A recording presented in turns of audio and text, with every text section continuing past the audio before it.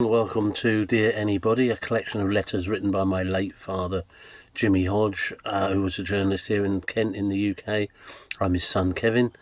Jimmy passed away a few years ago, but in 1999 he decided he was going to write a letter every day of the year, preempting the turn of the century into the millennium.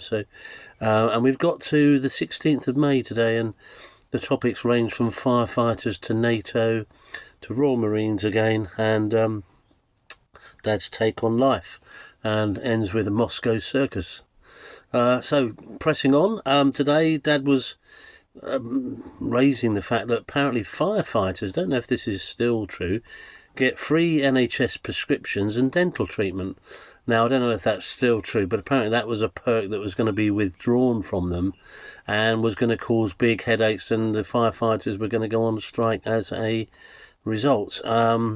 So it was something that, I think the ordinary people who are paying now £9 per prescription would be a little bit surprised that just because you're a firefighter, you get free prescriptions. So I don't know if that's still the case. Perhaps someone could let me know. NATO, another revelation, apparently were running out of targets in the Balkans to bomb, so they were going to try and rebomb targets they'd already bombed. So again, that was all seen as a bit silly, and NATO was losing credibility as a result, I guess.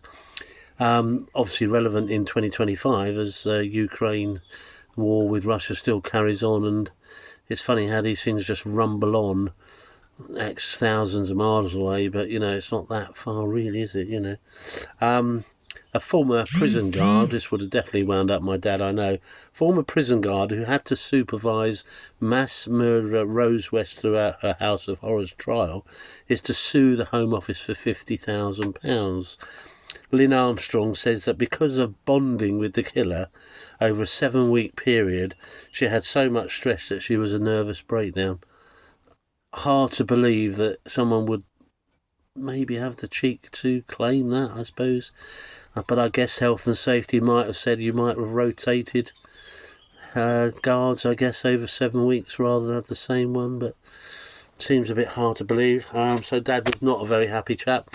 He was saying as a Royal Marine he was guarding a young seaman that was right in the forward part of a ship which was rollicking around worse than any roller coaster, and he was lipsticking sort of swastikas and sickles on the roof with a lipstick, and would be shouting out of the porthole when in port, I'm being kept prisoner, phone the British Embassy, So again, I think Jimmy was saying, the amount of stress he was caused in the sort of conflicts he was in, which were only relatively minor, bear no resemblance to someone claiming 50k. So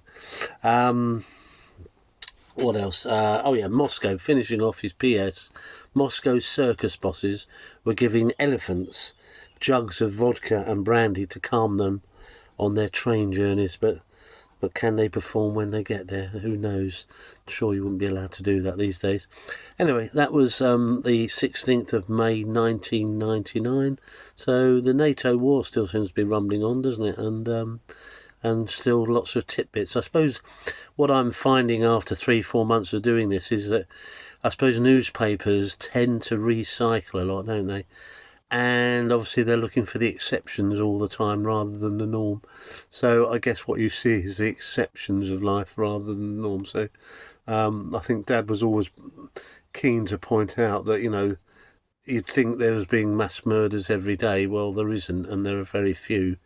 But you read the papers and you think they're happening every 10 minutes, so although I think it's probably a bit more frequent now than we'd like. Anyway, that was the 16th of May. You have a nice day. It is the morning, so good morning again, and have a nice rest of the day and weekend to come. And thanks for watching. Take care. Mind, there you go.